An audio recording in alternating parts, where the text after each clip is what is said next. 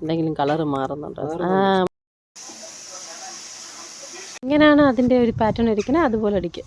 ഞാൻ മുറിക്കടിച്ച് സാപ്പിടാനല്ല പറഞ്ഞത്. സ്പാർക്കിൾ കാണിക്കട്ടെ. ഇല്ല, വരട്ടെ വരട്ടെ. ഹലോ, നമുക്ക് സമ്മർ ടൈമിൽ കുറച്ച് കലാപരിപാടികളൊക്കെ കണ്ടാലോ. ഇപ്പോൾ രാവിലെ ബ്രേക്ക്ഫാസ്റ്റ് ഒക്കെ കഴിഞ്ഞപ്പോൾ ചേട്ടനുണ്ട് ഇവിടെ നിന്ന് ഈറ വെട്ടിക്കൊണ്ടിരിക്കുന്നു. സാധാരണ അതിൻ്റെ പകുതി വെച്ച് മുറിച്ചിട്ട് അങ്ങനെ ഷേപ്പ് ചെയ്ത് വിടുകയാണ് പതിവ്. താഴെ വെച്ച് കട്ട് ചെയ്യണം ഏട്ടാ.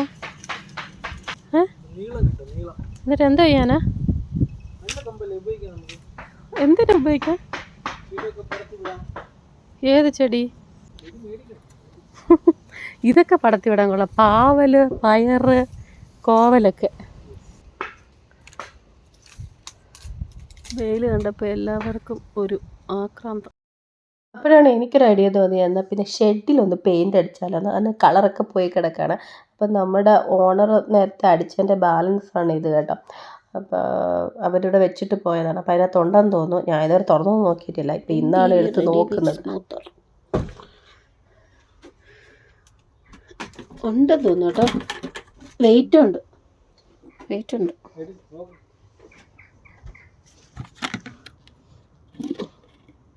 ഇത് ഇങ്ങനെ ഇരിക്കണേ എന്നുവെച്ചാ വേറെ പെയിന്റ്. ഇത് ചുവരിലടിക്കണ ഇതിലല്ല. ഒരു ബ്രഷ് കിട്ടി.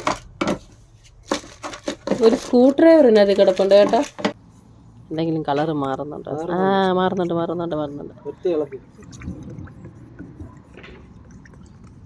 പക്ഷെ കണ്ട ആദ്യം ഒരു വേറൊരു കളർ തന്നെയാണോ?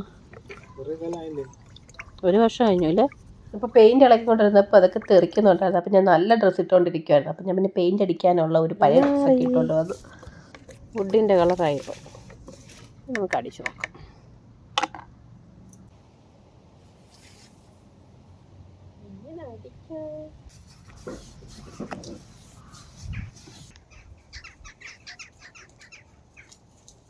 ഇപ്പം അടുത്ത ആൾ വന്നിട്ടുണ്ട് പെയിൻ്റ് അടിക്കാൻ.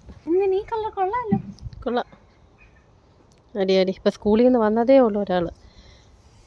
വന്ന ഉടനെ പെയിൻ്റ് അടിക്കാൻ വന്നത്. എന്തെങ്കിലും കഴിക്കണ്ടേ? വർഷി പോയി ഡ്രസ്സൊക്കെ മാറിയിട്ട് വന്നിട്ട് പെയിൻ്റ് അടിക്കാൻ വേണ്ടി. മറ്റേത് ലാഭമെന്ന് പേടിച്ച്. ഇങ്ങനെയാണ് അതിൻ്റെ ഒരു പാറ്റേൺ ഇരിക്കുന്നത്, അതുപോലെ അടിക്കുക കേട്ടോ. ടെസ്റ്റ് എടുക്കുകയാണ്. വർഷിക്കുട്ടി അവിടെ അടിക്കുകയാണ്. അവളെ ക്ഷീണിക്കുമ്പോൾ ഞാൻ പോയി ചെയ്യാമെന്ന് പറഞ്ഞു. ഇവിടെ എല്ലാവരും തന്നെത്താനെയാണ് പെയിൻറ്റ് അടിക്കുന്നത്, പുല്ല് വെട്ടുന്നത് എല്ലാം. ആൾക്കാർ വരും, പക്ഷെ ഭയങ്കര കോസ്റ്റ്ലി ആയിരിക്കും. അപ്പോൾ എല്ലാവരും മാക്സിമം അവരെ കൊണ്ട് കഴിയാവുന്നതൊക്കെ അവരവർ തന്നെ ചെയ്യും. ഇന്നുണ്ട് ഇവിടെ നമുക്ക് അടിക്കാനുണ്ട്. ഈ ഒരു പോർഷൻ ഫുള്ള് കളറൊക്കെ പോയി കിടക്കുകയാണ്. അപ്പോൾ അതടിച്ചിട്ട് ഇതടിക്കാം. എനിക്കറിയാമോ പെയിൻ്റ് അടിക്കാൻ വിവാൻ? ഡേ ഇങ്ങനെയല്ല, മര്യാദക്കടി. അങ്ങോട്ടും ഇങ്ങോട്ടും പറ്റി പ്രസ് ചെയ്യണം. അങ്ങനെ അങ്ങനെ തന്നെ കേട്ടാ. ഗ്ലാസ്സിൽ കൊള്ളാതെ കറക്റ്റ് അടിക്കണം. കറക്റ്റ് ബ്രഷ് എടുത്തിട്ട് വന്നിട്ടുണ്ട്. സൂപ്പർ. മറ്റേ സൈഡിലുണ്ട്. വെയിറ്റ് ചെയ്യ, അച്ഛൻ കാണാൻ പറ്റുന്നില്ല. അവൾ അടിച്ചോളൂ. അവിടെ നിന്ന് ഇൻസ്ട്രക്ഷൻ ഒന്നും വേണ്ട, അവൾക്ക് അറിയാം. കുട്ടി കളി പഠിച്ചിട്ടാണ് വന്നിരിക്കുന്നത്, ചുമ്മാ ഒന്നും അല്ല.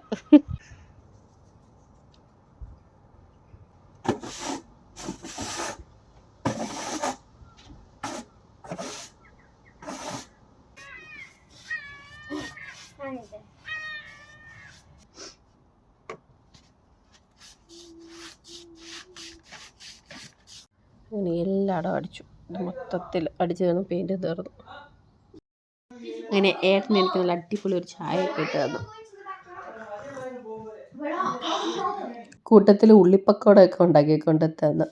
അപ്പോഴത്തേനും സമയം ഉച്ചയായി. അപ്പോൾ ഉച്ചക്കത്തേക്ക് ഫുഡൊക്കെ ഉണ്ടാക്കണം. ഞാൻ മീൻകറിയൊക്കെ ഉണ്ടാക്കി വെച്ചിരുന്നു കേട്ടോ. അപ്പോൾ ഇനിയിപ്പം പോർക്ക് ഇരിപ്പുണ്ട്. അപ്പോൾ ഇവർക്ക് പോർക്ക് റോസ്റ്റ് വേണമെന്ന് പറഞ്ഞ ഏട്ടനും വിമാനം. അപ്പോൾ അതുണ്ടാക്കാൻ വേണ്ടി പോവാണ് കേട്ടോ.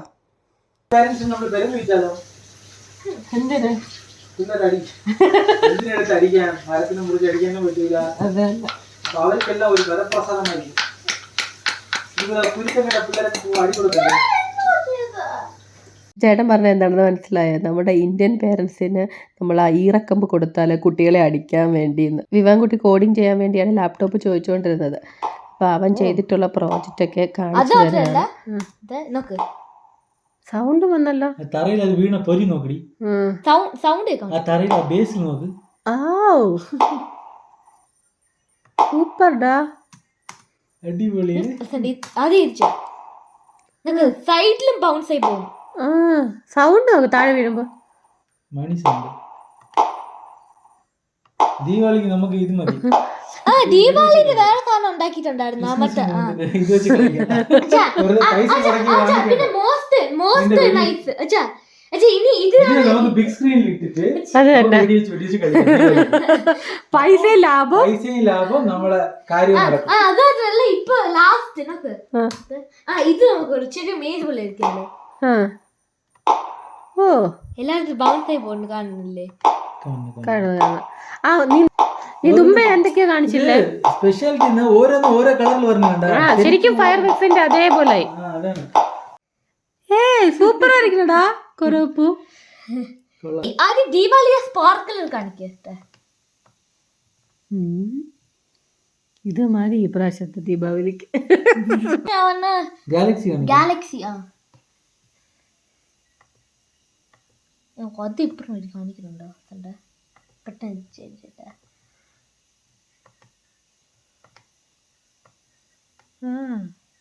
ഇത് ബഗ് വെച്ചുണ്ടാക്കിയതാ. ഇത് എയർ റെസിസ്റ്റന്റ് ബഗ്ഗാ. ഞാൻ എയർ റെസിസ്റ്റൻസ് ഉണ്ടാക്കുമായിരുന്നു. അപ്പൊ എയർ റെസിസ്റ്റൻസ് മേലോട്ട് നോക്ക്. Beautiful, super ആയിരിക്കണടാ. പോർക്കൊക്കെ കഴുകി വെച്ചതല്ലാതെ അതിനെ കുക്കറിലിട്ട് വേവിക്കാനൊന്നും വെച്ചിട്ടില്ലായിരുന്നു. അപ്പോഴാണ് വിവാൻകുട്ടി ഞങ്ങളെ രണ്ടിനെയും വിളിച്ചുകൊണ്ട് പോയിട്ട് അവൻ്റെ പ്രോജക്റ്റൊക്കെ കാണിച്ചു തന്നത്. അവന് യൂട്യൂബിലൊക്കെ നോക്കി തന്നെത്താനെ പഠിക്കുന്നതാണ്. പിന്നെ ഇതൊക്കെ ഭയങ്കര ഇൻട്രസ്റ്റ് ആണ് അവന് ചെയ്യാൻ. അപ്പോൾ പോർക്ക് റോസ്റ്റ് ഉണ്ടാക്കാൻ വേണ്ടി ആദ്യം ഇതിനൊന്ന് വേവിച്ചെടുക്കണം. അപ്പോൾ പോർക്കിലേക്ക് മഞ്ഞൾപ്പൊടി, മുളക് പൊടി, പിന്നെ അതുപോലെ തന്നെ മല്ലിപ്പൊടി, പിന്നെ നമ്മൾ ചതച്ച് വെച്ചിരിക്കുന്ന ഇഞ്ചി, വെളുത്തുള്ളി, ചെറിയ ഉള്ളി, പിന്നെ അതിലേക്ക് കുറച്ച് എണ്ണ ഒഴിച്ചു കൊടുക്കണം. ശകലം മതി, 1 ടീസ്പൂണൊക്കെ. അപ്പോൾ ഇന്ന് നല്ല ഫ്രഷ് കറിവേപ്പില കിട്ടിയിട്ടുണ്ട്. ചേട്ടൻ ഇന്ത്യൻ സ്റ്റോറിൽ പോയിരുന്നു. അപ്പോൾ അതും കുറച്ചിട്ട് കൊണ്ട് ആവശ്യത്തിനുള്ള ഉപ്പും പിന്നെ ഒരു നാരങ്ങയുടെ പകുതിയും കൂടെ പിഴിഞ്ഞ് ഒഴിക്കണം. എന്നിട്ട് ഇനി ഇതെല്ലാം കൂടി ഈ മസാല എല്ലാം കൂടെ ആ ഒരു പോർക്കിലേക്ക് നന്നായിട്ട് പിടിക്കണം കേട്ടോ. അതിനാണ് നന്നായിട്ട് ഈ ഉള്ളിയും വെളുത്തുള്ളിയും എല്ലാം കൂടെ അതിലേക്കൊന്ന് പിടിച്ചാൽ തന്നെ നല്ല ടേസ്റ്റ് ഉണ്ടാകത്തുള്ളൂ. ഇനി നമുക്ക് കുക്കർ അടച്ചിട്ട് ഒരു 4-5 വിസിൽ വരെ ഒന്ന് വെയിറ്റ് ചെയ്യും.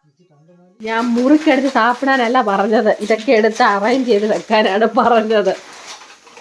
എടുത്ത് വെക്ക് ചേട്ടാ പ്ലീസ്. ഇപ്പം നമ്മൾ വാങ്ങിക്കൊണ്ട് വന്നതാണ്, ഇന്ത്യൻ സ്റ്റോറിൽ നിന്ന് വാങ്ങിക്കൊണ്ട് വന്നതാണ്. പ്ലീസ് ചേട്ടാ ഹെൽപ്പ് ചെയ്ത് ചേട്ടാ. മുറുക്ക് പിന്നെ തിന്നാം ചായയുടെ കൂടെ. വേണേ ഒരു ഗ്യാപ്പ് എടുത്തിട്ട് വെച്ചാലും മതി. A to B ബട്ടർ മുറുക്കാണ്, അടയാർ ആനന്ദ് ഭവൻ.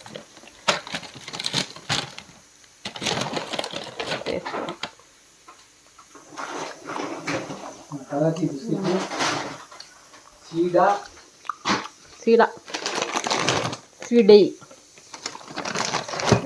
ബിസ്ക്കറ്റ്. നമ്മൾ ആദ്യമായിട്ട് പുതിയൊരു മെലൺ വാങ്ങിയിട്ടുണ്ട്. എന്താണ് എൻ്റെ പേര്?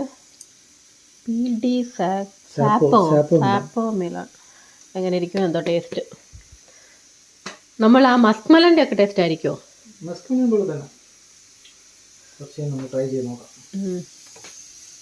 പോർക്ക് വെന്ത് വരുന്ന സമയമാകുമ്പോഴത്തേനും നമുക്ക് കുറച്ച് ഉള്ളിയൊക്കെ ഒന്ന് വഴറ്റിയെടുക്കണം. അപ്പോൾ റോസ്റ്റ് ആണല്ലോ ചെയ്യാൻ പോണത്. അപ്പോൾ കടായിലേക്ക് കുറച്ച് വെളിച്ചെണ്ണ ഒഴിച്ച് കൊടുത്തിട്ട് ഇഞ്ചി, വെളുത്തുള്ളി, ചുമന്നുള്ളി കുറവായിരുന്നു കേട്ടോ. അതുകൊണ്ട് ഞാൻ പിന്നെ കുറച്ച് സവാളയും കൂടെ ചേർക്കുന്നുണ്ട്. നമ്മുടെ ചുമന്നുള്ളി ഇഷ്ടം പോലെ ഉണ്ടെങ്കിൽ അത് മാത്രം ചേർത്താൽ മതി കേട്ടോ. അപ്പോൾ കുറച്ചുകൂടി ടേസ്റ്റ് നന്നായിരിക്കും.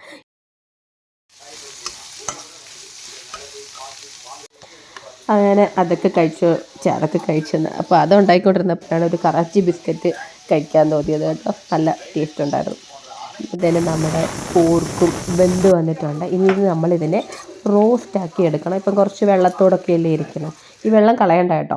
അപ്പോൾ സവാളയൊക്കെ ഒന്ന് വഴണ്ട് വരുന്ന സമയത്ത് നമുക്കിതിലേക്ക് മഞ്ഞൾപ്പൊടി, മുളക് പൊടി, കുറച്ച് കൊറിയാണ്ടർ പൗഡർ, ഇച്ചിരി കുരുമുളക് നല്ല ഫ്രഷ് ആയിട്ടുള്ളതൊന്ന് ചതച്ചിട്ട് കൊടുക്കുന്നുണ്ട്. അപ്പോൾ ഇനി നമുക്ക് വേവിച്ച് വെച്ചിരിക്കുന്ന പോർക്ക് ഇതിലേക്ക് ഇട്ട് കൊടുക്കാം. എന്നിട്ട് ഇത് ഇനി നന്നായിട്ടൊന്ന് മിക്സ് ചെയ്യാം. ഇനി ഇതിലേക്ക് നമ്മൾ കുറച്ച് ഗരം മസാലയും കൂടെ ചേർക്കുകയാണ്. അപ്പോൾ ഗരം മസാല ഞാനിത് ഫ്രഷായിട്ട് വീട്ടിൽ പൊടിച്ച് വെച്ചതാണ്. അപ്പോൾ അതും കൂടി ഇട്ട് കൊടുക്കുക. പിന്നെ ഞാൻ പറഞ്ഞില്ലേ ആ പോർക്കിൽ നിന്ന് ഇറങ്ങി വന്നിട്ടുള്ള വെള്ളം ഉണ്ടല്ലോ, അത് കുറേശ്ശെ ഒഴിച്ചു കൊടുത്തിട്ട് ഒന്ന് മിക്സ് ചെയ്തെടുക്കുക. നിങ്ങൾക്ക് ഗ്രേവി ആയിട്ടാണ് വേണ്ടതെന്നുണ്ടെങ്കിൽ ആ വെള്ളം ഫുള്ള് ഒഴിച്ചു കൊടുക്കുക കേട്ടോ. എന്നിട്ട് ഇതിങ്ങനെ ഇളക്കി കൊടുത്തുകൊണ്ടേ ഇരിക്കുക. ആയില്ല വരട്ടെ. ഈ ഒരു സ്റ്റേജ് നന്നായി തന്നെ ഇരിക്കും. ചോറിനോട് കഴിക്കാൻ ഇനി വരട്ടിയെങ്കിൽ നല്ല ഇതുപോലെ ആവും, ഡാർക്ക് ഷെയ്ഡാവും. കുറേ നേരം കൂടെ ഇട്ട് ഇങ്ങനെ വരട്ടിക്കൊണ്ടിരുന്നെങ്കിൽ.